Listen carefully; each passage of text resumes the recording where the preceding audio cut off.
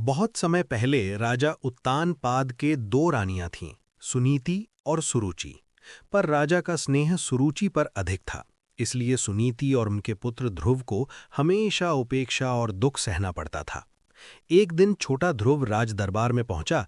उसने देखा कि उसके पिता सिंहासन पर बैठे हैं और उनकी गोद में सुरुचि का पुत्र बैठा है।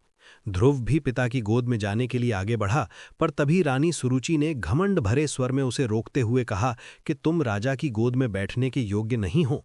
यदि ये अधिकार चाहिए तो अगले जन्म में पहले मेरा पुत्र बनकर आना पड़ेगा। ये कठोर अपमान ध्रुव के मासूम हृदय पर बहुत बड़ा घाव बन गया। आंसुओं से भरी आंखों के साथ वो अपनी मां सुनीति के पास पहुंचा। मां ने उसे स्नेह से गले लगाया और बड़े दुखी मन से कहा कि बेटा, मनुष्य से न्याय की आशा कम ही मिलती है। यदि सच्चा सम्मान और स्थायी स्थान चाहिए तो भगवान विष्णु की शरण में जाओ। वही तुम्हें वो ऊंचाई देंगे जहां कोई अन्याय नहीं पहुंच सकता। 5 वर्ष का छोटा सा बालक ध्रुव ये सुनकर दृढ़ निश्चय कर बैठा और अकेला ही घने जंगल की ओर निकल पड़ा।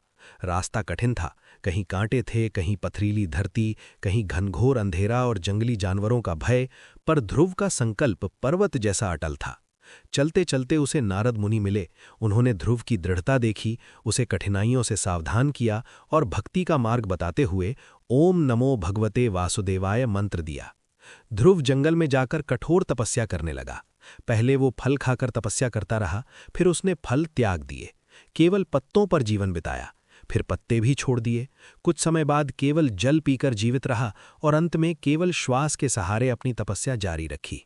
उसकी देह कमजोर पड़ गई, हड्डियां झलकने लगीं, पर भक्ति की ज्योति और भी प्रबल होती गई। उसकी तपस्या इतनी महान और प्रचंड थी कि देवताओं के लोक तक में कंपन होने लगा। प्रकृति मानो थम सी गई। सारी सृष्टि उसकी भक्ति के आगे नतमस्तक हो उठी।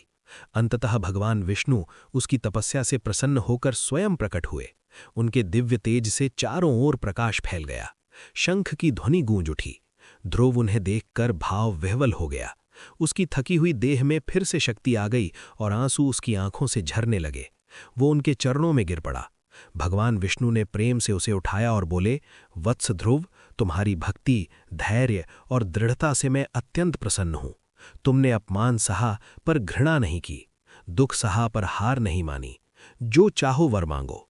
ध्रुव ने विनम्रता से कहा कि मुझे ऐसा स्थान दीजिए जो कभी डगमगाए नहीं, जहां फिर कोई मुझे छोटा न समझे और कोई अपमान मुझे न छू सके।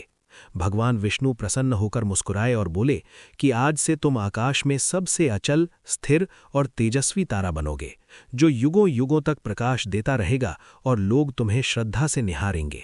इस तरह ध्रुव को आकाश में ध्रुव तारे का अमर स्थान मिला। इसके बाद ध्रुव वापस लौटे। उनके पिता राजा उत्तानपाद ने उन्हें गले लगाया, अपने व्यवहार पर पश्चाताप किया। ध्रुव का सम्मान पूरे राज्य में हुआ।